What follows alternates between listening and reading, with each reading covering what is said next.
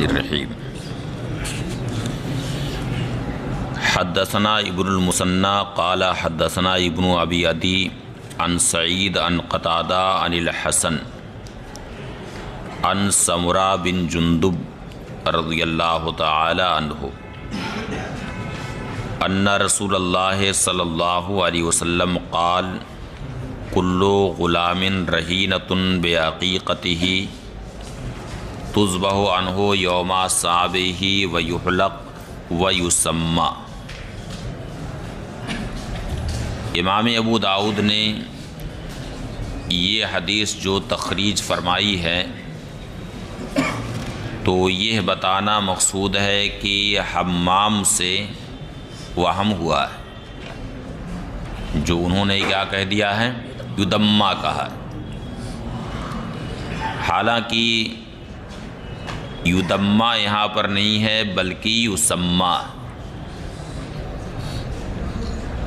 اب اس بات کو ثابت کرنے کے لیے امام ابو داؤد نے اسی حدیث کی تخریج ایک دوسری سند سے کی ہے، جس میں یدمّا کے بجائے یسمّا ہے۔ فرماتے ہیں کہ ہم سے ابن المثنى نے بیان کیا، اور فرماتے ہیں کہ ہم سے ابن ابی عدی نے بیان کیا، انہوں نے سعید ابن ابی عروبہ سے روایت کی، وہ قتادہ سے روایت کرتے ہیں، انہوں نے حسن بصری سے روایت کی، وہ حضرت سمرہ ابن جندب رضی اللہ تعالی عنہ سے روایت کرتے ہیں کہ نبی کریم صلی اللہ علیہ وسلم نے فرمایا کہ ہر بچہ اپنے عقیقہ کے بدلے میں محبوس ہوتا ہے، جب اس کا عقیقہ کیا جائے تو اسے چھٹکارا ملتا ہے۔ تذبح عنہ یوم صابہ، 7ویں دن بچے کی طرف سے جانور ذبح کیا جائے، وَيُحْلَقْ، اور اس کا بال موڑ دیا جائے، وَيُسَمَّى، اور اس کا نام اسی دن رکھا جائے۔ اب اس سے یہ معلوم ہوا کہ حدیث شریف میں یدمّا نہیں ہے بلکہ یسمّا ہے، اور اس بارے میں وہم کس سے ہوا ہے، حمام سے ہوا ہے۔ اس پر ایک سوال آپ لوگوں کے ذہن میں آنا چاہیے، جو آپ لوگوں سے پہلے سابعہ کی ایک جماعت کے کئی لوگوں کے ذہن میں وہ سوال آیا تھا۔ کیا سوال آنا چاہیے؟ ہاں، وہ تشریح بھی کر رہے ہیں، اور حمام تو قتادہ کے شاگرد ہیں، تو وہم کی اسناد کیسے حمام کی طرف ہو رہی ہے؟ ہاں، قتادہ کی طرف یہ اسناد کرتے یا اور کسی کی طرف، تب تو یہ بات سمجھ میں آتی، لیکن یہ تو قتادہ تشریح کر رہے ہیں یدمّا کی، کہ ان سے پوچھا گیا کہ کیسے کیا جائے گا، یعنی خون کیسے لگایا جائے گا، تو اس کا طریقہ تو انہوں نے بتایا کہ جانور کا ایک بال جانور کے گلے کے سامنے ذبح کرنے کے وقت کر دیا جائے، اور جب خون نکلے گا رگوں سے تو خون آلود ہو جائے گا وہ بال، اس کے بعد پھر بچے کے سر پر وہ بال رکھا جائے یہاں تک کہ دھاگے کی طرح سے خون ٹپکنے لگے، پھر اس کے بعد بچے کا سر موڑا جائے۔ یہ تشریح تو حضرت قتادہ نے کی ہے، پھر وہم حمام سے کیسے ہو رہا ہے؟ یہ ایک بہت زبردست اشکال ہے اس موقع پر، اور تعجب کی بات یہ ہے کہ اس اشکال کا کوئی معقول جواب بھی نہیں کسی نے دیا ہے،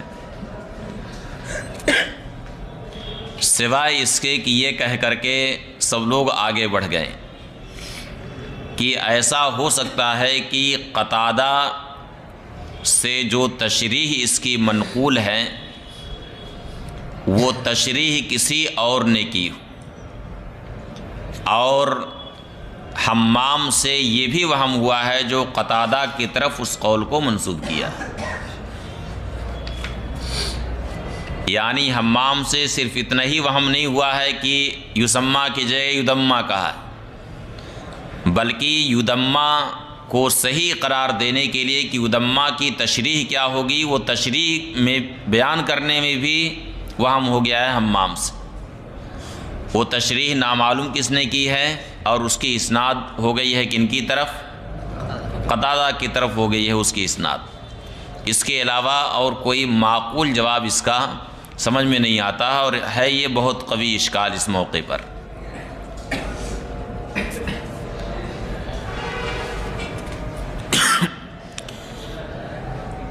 قال سلام بن ابی متی، امام ابو داؤد فرماتے ہیں یسمى اصح، یسمى اصح قضا قال سلام بن ابی متی عن قتادہ، اسی طرح سے سلام بن ابی متی نے قتادہ اور ایاس بن دغفل اور اشعث تینوں سے روایت کر کے کہا، اور ان تینوں نے حضرت حسن بصری سے اس کی روایت کی، یعنی متعدد راویوں نے اس حدیث شریف کی جب روایت کی تو کسی نے بھی یدمہ نہیں کہا بلکہ سب نے یسمہ کہا ہے، اس لیے اب یہ وہم حمام سے ہوا ہے۔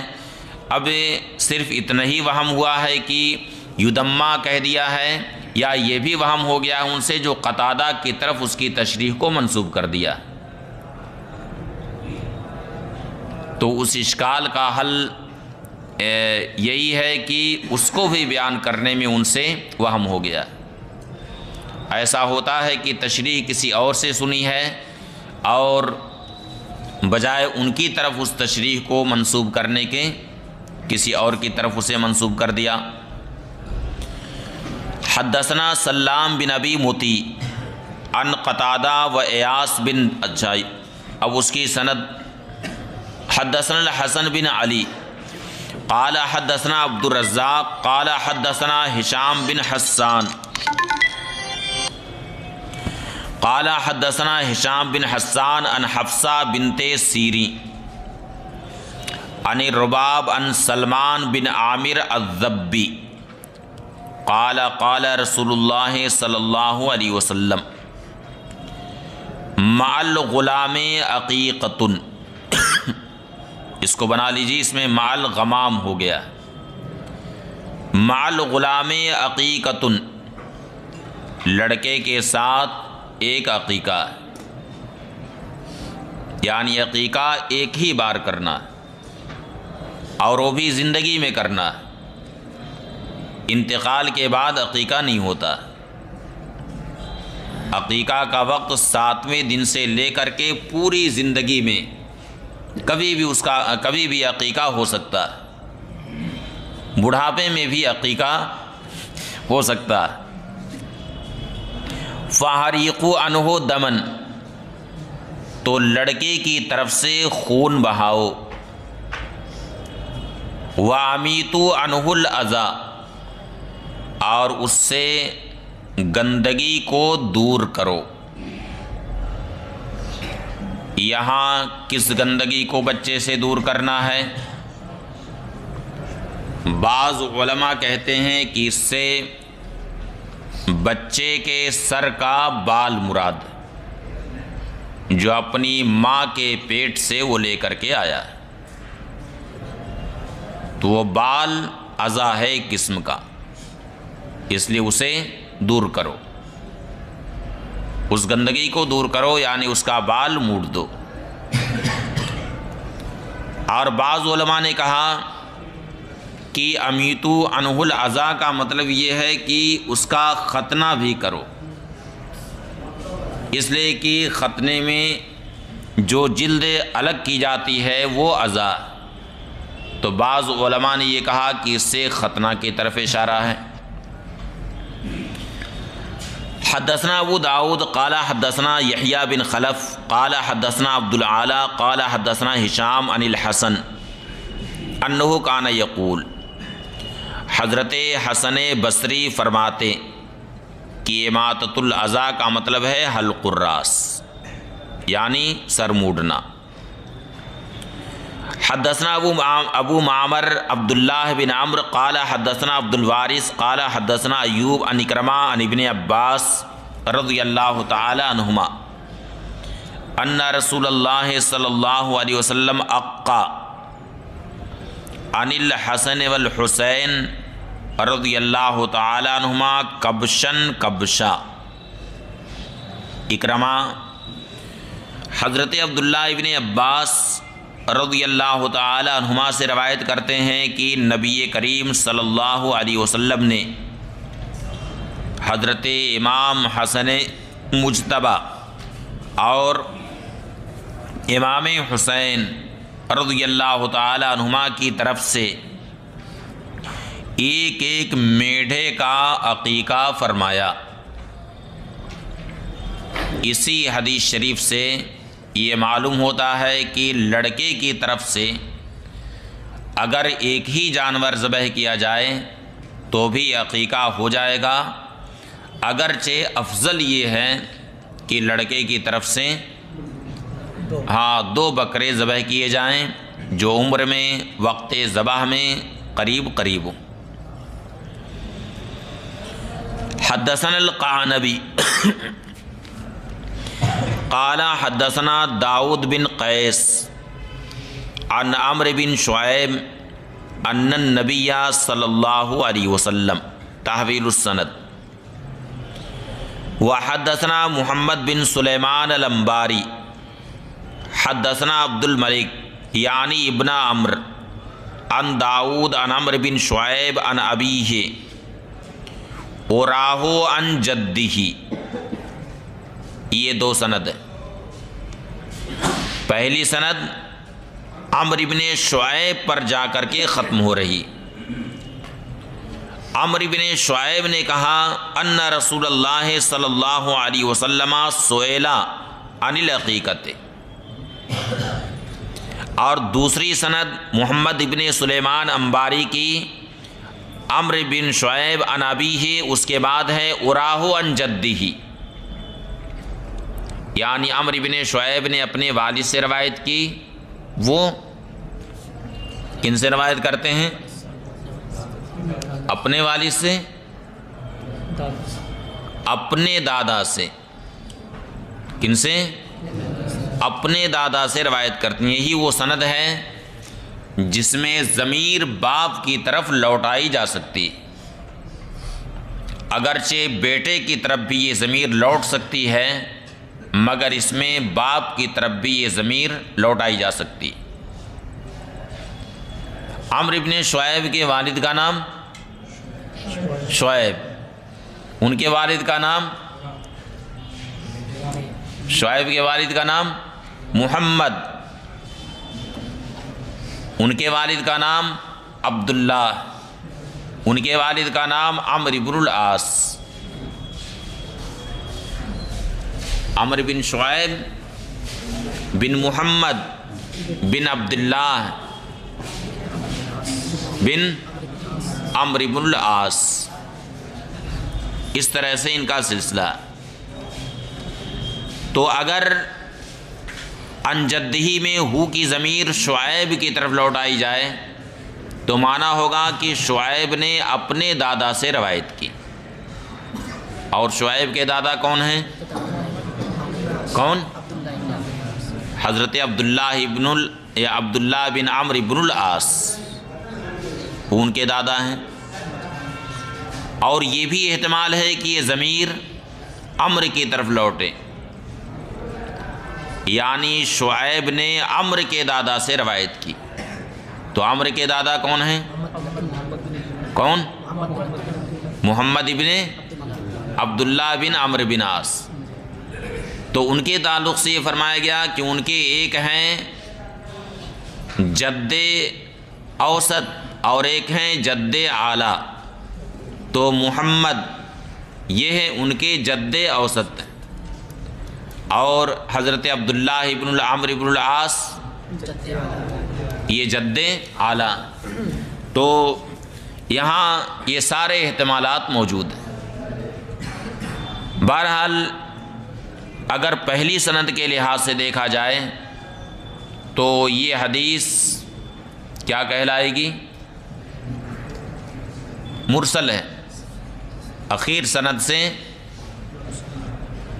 راوی ساقط ہیں، اور یہ بھی غالب ہے کہ ایک نہیں بلکہ 2 راوی ساقط ہیں کم از کم۔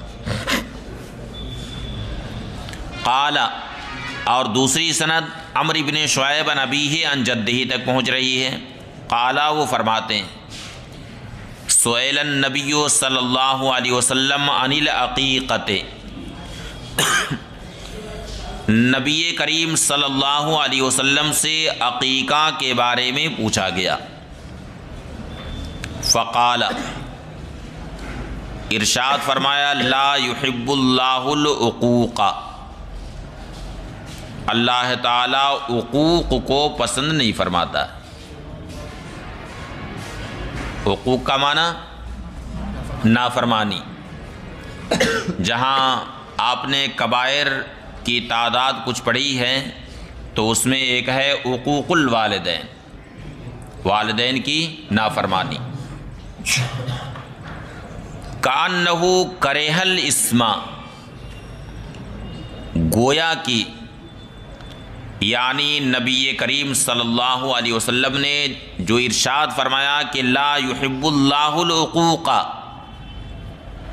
اس سے ایسا معلوم ہوتا ہے کہ گویا نبی کریم صلی اللہ علیہ وسلم نے اس نام کو یعنی عقیقہ کا جو نام ہے اسے ناپسند فرمایا، بلکہ اس کی جگہ پر نسیکہ کہا جائے۔ کیا کہا جائے؟ نسیکہ کہا جائے۔ یہ راوی کا اپنا بیان ہے، راوی کا یہ اپنا خیال ہے، جو اس کے رجال ہیں ان راویوں میں سے کسی نے یہ کہا ہے اپنی طرف سے۔ کأنہ کرہ الاسم، گویا کہ یعنی انہوں نے یہ سمجھا کہ جو نبی کریم صلی اللہ علیہ وسلم نے فرمایا کہ لا يحب اللہ العقوق، اس سے یہ معلوم ہوتا ہے کہ گویا نبی کریم صلی اللہ علیہ وسلم نے عقیقہ کا نام ناپسند فرمایا۔ یہ راوی کی اپنی فہم ہے۔ کیا ہے؟ راوی کی اپنی فہم ہے، یہ اپنی سمجھ۔ اسی لیے یہ قاعدہ مسلم ہے کہ فہم راوی حجت نہیں، فہم راوی حجت نہیں ہے۔ کسی راوی نے کوئی حدیث روایت کی، اب الفاظ حدیث میں سے کسی لفظ کی تشریح اپنے اعتبار سے انہوں نے کر دی ہے، اگر اپنی سمجھ کے اعتبار سے تشریح انہوں نے کر دی ہے تو ان کی سمجھ ہے، اور وہ حجت نہیں۔ اور خاص طور سے اگر تبع تابعین میں سے کسی نے وہ تشریح کی ہے تو اور بھی وہ قابل حجت نہیں۔ لہٰذا راوی نے جو یہ اپنی طرف سے کہا کہ کأنہ کرہ الاسم، یہ راوی کی سمجھ پر موقوف ہے تشریح، جو قابل حجت نہیں، قابل عمل نہیں۔ ورنہ خود نبی کریم صلی اللہ علیہ وسلم نے عقیقہ کی تعبیر اختیار فرمائی، خود ارشاد فرمایا کہ الغلام مرتہن بعقیقتہ، خود و تعبیر استعمال حضور نے کیا ہے۔ اوپر کئی ایک حدیثیں آئی ہیں نا کہ الغلام مرتہن بعقیقتہ، کہیں یہ فرمایا کہ مال غلام عقیقۃ، بچے کے ساتھ عقیقہ ہے۔ تو اگر نبی کریم صلی اللہ علیہ وسلم اس تعبیر کو، اس نام کو ناپسند فرماتے تو خود اس تعبیر کو استعمال نہ فرماتے، مگر احادیث میں، احادیث مرفوعہ میں یہ تعبیر زبان رسالت پر جاری ہوئی ہے، جو اس بات کی دلیل ہے کہ نبی کریم صلی اللہ علیہ وسلم نے جو ارشاد فرمایا لا یحب اللہ العقوق، اس کی اس بات پر ہرگز دلالت نہیں ہے کہ نبی کریم صلی اللہ علیہ وسلم عقیقہ کا نام ناپسند فرماتے تھے، بلکہ یہاں جو ارشاد فرمایا کہ لا یحب اللہ العقوق، یہ اس وجہ سے ارشاد فرمایا کہ اصل میں جو سائل تھے انہوں نے یہ سوچا کہ عقیقہ یہ عقوق سے بنا ہے۔ عقیقہ کس سے بنا ہے؟ عقوق سے بنا ہے، اور عقوق کا معنی آتا ہے نافرمانی۔ اس لیے انہوں نے یہ سوال کیا کہ یا رسول اللہ عقیقہ کے بارے میں کیا ارشاد فرماتے ہیں، جبکہ عقیقہ تو عقوق سے بنا ہے جس کا معنی نافرمانی۔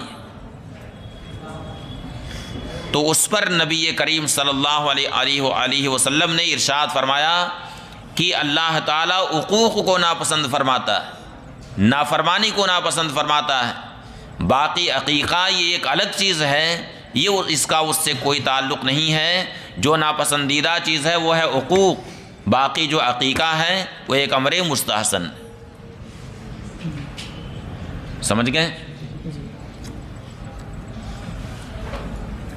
اور بعض علماء نے اس کا معنی یہ بھی بیان کیا کہ جیسے عقوق یہ ہے اولاد کی طرف سے کبھی کبھار ہوتا ہے، یعنی اولاد اپنے ماں باپ کے لیے نافرمان ہو جاتے ہیں، تو یہ بھی معنی ہو سکتا ہے کہ والد اگر اپنے بچے کی طرف سے عقیقہ نہ کرے تو یہ عقوق کس کی طرف سے ہوگا؟ والد کی طرف سے ہوگا، اور اس کو اللہ تعالیٰ پسند نہیں فرماتا۔ اس لیے باپ کو چاہیے، والد کو چاہیے کہ اپنے بچے کا عقیقہ کر دے۔ یہ بھی تشریح بعض علماء نے کی ہے۔ وقال، اور ارشاد فرمایا من ولد لہ ولد، جس کے وہاں کوئی بچہ پیدا ہو، فاحبا، اور وہ اس کی طرف سے، بچے کی طرف سے جانور ذبح کرنا چاہے، فَلْيُنْسَكْ عَنِ الْغُلَامَانِ شَاتَانِ مُكَافِيَتَانِ، تو لڑکے کی طرف سے 2 بکریاں ذبح کی جائیں جو عمر میں، وقت ذبح میں برابر برابر ہوں یا قریب قریب ہوں۔ وَعَنِ الْجَارِيَةِ شَاتٌ، اور بچی کی طرف سے 1 بکری ذبح کی جائے۔ وَسُئِلَ عَنِ الْفَرْعِ، اور نبی کریم صلی اللہ علیہ وسلم سے فرع کے بارے میں پوچھا گیا۔ قال، ارشاد فرمایا والفرع حق، یعنی فرع حق ہے۔ فرع کا معنی اس سے پہلے بیان ہو چکا ہے کہ 100 اونٹ جب تیار ہو جاتے، یعنی 100 صائمہ میں 1 کو اللہ کی راہ میں قربان کرے، لیکن ایسا نہیں کہ پیدا ہوتے ہی اسے ذبح کر دے، بلکہ فرمایا وَإِن تَتْرُكُوهُ حَتَّى يَكُونَ بَكْرًا شُغْزُبًّا ابن مخازن او ابن لبون، اور اگر تم اسے چھوڑ دو، یعنی ذبح فوراً نہ کرو، پیدا ہوتے ہی اسے ذبح نہ کرو، بلکہ اسے کیا کر دو؟ چھوڑ دو۔ شغزبن اے غلیظاً قویاً، یعنی ٹھوس ہو جائے، مضبوط جسم کا ہو جائے۔ اور بکر کہتے ہیں اول ولد کو، یعنی پہلا جو بچہ ہوتا ہے اسے بکر کہا جاتا ہے۔ اور اگر تم اسے چھوڑ دو یہاں تک کہ وہ ٹھوس جسم والا اونٹ ہو جائے، ابن مخازن اور ابن لبون، 1 سال کا یا 2 سال کا، 1 سال کا یا وہ 2 سال کا ہو جائے، اب اسے تم کسی محتاج کو دے دو۔ کس کو دے دو؟ محتاج کو۔ کہا جاتا ہے ارمل القوم اذا نفدا زادہم، ارمل القوم اذا نفدا زادہم، یعنی قوم کا توشہ جب بالکل ختم ہو جائے، کھانے کا سامان جب بالکل ختم ہو جائے، محتاج، اسے ارملہ کہا جاتا ہے۔ اب اسے تم کسی محتاج کو یا یہ ہے کہ کسی بیوہ کو دے دو، یا اللہ کی راہ میں اس پر سواری کرو، اور تحمل علیہ فی سبیل اللہ، یا اللہ کی راہ میں اس پر سواری کرو، وہ اس بات سے بہتر ہے ان تذبحوا فیلزق لحمہ بوبرہ وتکفی اناءک وتولہ ناقتک، یعنی اسے تم چھوڑ دو یہاں تک کہ 1-2 سال کا وہ ہو جائے، اب اسے تم کسی محتاج یا کسی بیوہ کو دے دو، یا اللہ کی راہ میں اس پر سواری کرو، وہ اس بات سے بہتر ہے کہ تم اسے اس حال میں ذبح کرو کہ اس کا گوشت اس کے بال سے چپک جائے، اور تم اپنے برتن کو الٹ دو، اوندا کر دو، اور اپنی اونٹنی کو حیرانی میں ڈالو۔ ان سب کاموں سے بہتر یہ ہے کہ اسے تم چھوڑ دو 2 سال کے لیے، اور جب بڑا ہو جائے تو اسے کسی محتاج کو دے دو، یا اللہ کی راہ میں اس پر سواری کرو۔ اب یہ سب جو الفاظ آئے ہیں کہ اس کا گوشت اس کے بال سے چپک جائے، تم اپنا برتن الٹ دو، اپنی اونٹنی کو حیرانی میں ڈالو، ظاہر ہے کہ کوئی بچہ اگر پیدا ہوتے ہی فوراً اسے ذبح کر دیا جائے تو اس کا گوشت اور چمڑا اتنا نازک ہوتا ہے کہ چمڑے کو گوشت سے الگ کرنا بہت دشوار، چمڑے کو گوشت سے الگ کرنا یعنی چمڑا چھڑانا اس کا بہت دشوار ہے۔ اب ایسی صورت میں اس کا گوشت چمڑے سے چپک جائے گا، اس کا گوشت چمڑے سے یعنی بال سے چپک جائے گا، اور کوئی بھی مادہ جانور دودھ اسی وقت تک وہ جانور دیتا ہے جبکہ اس کا بچہ دودھ پیتا ہے، اور دودھ پینا اگر بچہ چھوڑ دے تو اس کا تھن سوکھ جاتا ہے، جانور کا تھن سوکھ جاتا ہے۔ اب اس کے بچے کو اگر پیدا ہوتے ہی ذبح کر دیا تو بچے نے تو دودھ پیا نہیں، اب جو نہیں پیا تو کچھ دنوں کے بعد اس کا تھن سوکھ جائے گا، یعنی اس کی ماں کا تھن سوکھ جائے گا، اب اس میں سے دودھ نہیں نکلے گا۔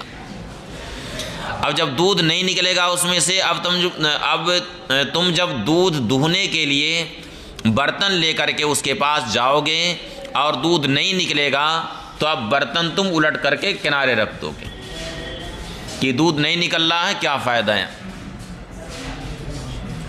برتن الٹ کر کے رکھ دو گے۔ اور ہر ماں کو اپنے بچے سے محبت ہوتی، چاہے وہ انسان ہو یا جانور ہوں، ہر ایک کو اپنے بچے سے محبت ہوتی، یہاں تک کہ یہ مثل کے طور پر کہا گیا ہے کہ ہر ذی روح کو اپنے بچے سے محبت ہوتی ہے، حتی الحبارہ، یہاں تک کہ سرخاب جو حماقت میں ضرب المثل ہے اسے بھی اپنے بچے سے محبت ہوتی۔